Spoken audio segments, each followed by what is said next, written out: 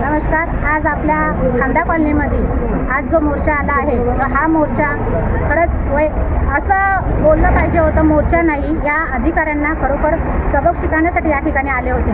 आज 18 तारखेपासून पाणी त्यांनी तो बंद केलेला आहे। या ठिकाणी पाण्याचा प्रॉब्लेम आज नाही तर 2018 पासून पाण्याचा प्रॉब्लेम होता, पण आम्ही ते सॉल्व करत गेलो। काही अधिकारी असे आहेत, मला वाटते आम्ही 2021ला हा लेटर दिला होता, त्याच्यानंतर आता परवा पण नाही दिला।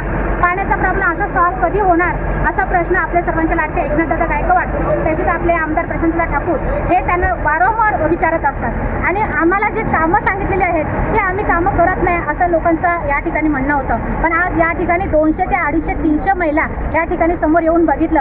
आम्ही अधिकाऱ्यांना जेव्हा त्यांना प्रश्न विचारतो आम्हाला पाणी काय येत नाही, त्यांची उत्तरं अशी उलटी असतात, पण ती उलटी उत्तरं देण्यापेक्षा आम्हाला चांगलं समजावून सांगितलं तर बरं होईल। आज इथली पब्लिक एवढी हैराण झालेली आहे, म्हणजे वर्षभर या पाण्याचा प्रॉब्लेम आहे म्हणून लोक या ठिकाणी महिला हैराण झालेल्या आहेत। आज ह्या गप्प बसणार नाही मला असं वाटतं, कारण मी या ठिकाणी दोन नाही तर 3 वेळा नगरसेविका निवडून आलेलो आहे। आम्हाला कधीच असा त्रास झालेला नाही, पण ह्या वर्षामध्ये आम्हाला सर्व नगरसेवक असतील, इकडचे नागरिक असतील, एवढा त्रास झालेला आहे। पण आज आम्ही गप्प बसणार नाही।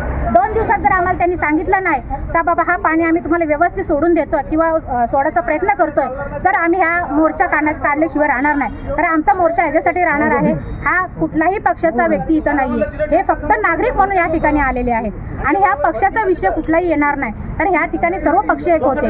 कारण पाण्याचा प्रॉब्लेम एवढा मोठा असल्यामुळे आताही तुम्ही बघू शकता टँकर लाईन सर लागलेले आहेत, हे लाईनी भरून टँकर जातात। आम्ही रात्री 12 वाजता 1 वाजता कॉल केल्यानंतर आम्हाला कुठलाही टँकर भेटला जात नाही, पण आम्हाला उत्तर असतं पण टँकर नाहीये, ड्रायव्हर गेलेले आहेत असं ह्या ठिकाणी बोललं जातं।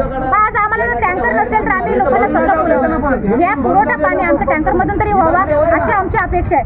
आज आमच्या मोबाईलमध्ये मेसेज जर बघितले तर तुम्ही स्वतःहून म्हणाल तर आमचे आभार मानतात। आम्ही विकत पाणी देतो, विकत पाणी का द्यायचं आम्ही?